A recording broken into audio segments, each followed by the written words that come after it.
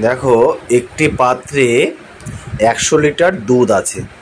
পাত্রটি থেকে 20 লিটার দুধ তুলে নিয়ে সম পরিমাণ জল ঢালা হলো। এভাবে 4 বার, কতবার না 4 বার করতে থাকলে ওই পাত্রে দুধের পরিমাণ কি হবে। এই যে আমাদের অঙ্কটা, এই অসম্ভব অঙ্ককে আমরা খুব সহজেই সম্ভব সমাধান করতে পারবো এবং তা কি করে করতে হবে আমরা সেটাই দেখে নেব। তাহলে আমাদেরকে এখন কি করতে হবে, সর্বপ্রথম দেখতে হবে যে কত লিটার দুধ ছিল। না 100 লিটার দুধ ছিল। কত লিটার দুধ তুলে নিয়েছে, না 20 লিটার দুধ তুলে নিয়েছে। তাহলে নিশ্চয়ই 100 থেকে 20 বিয়োগ হবে, করলাম।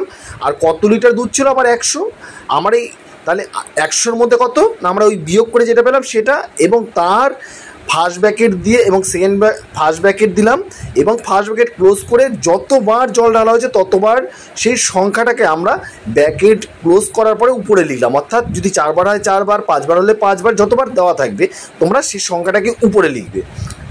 বোঝা গেল? এখানে কোনো আর সংশয় নেই।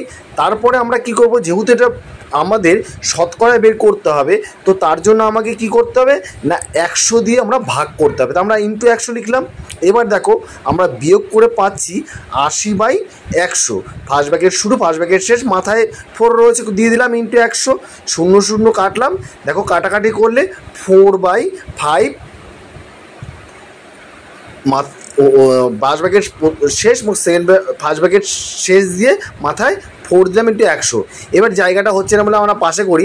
দেখো উপরে 4 আছে, মানে এটা 4 বার লিখতে হবে।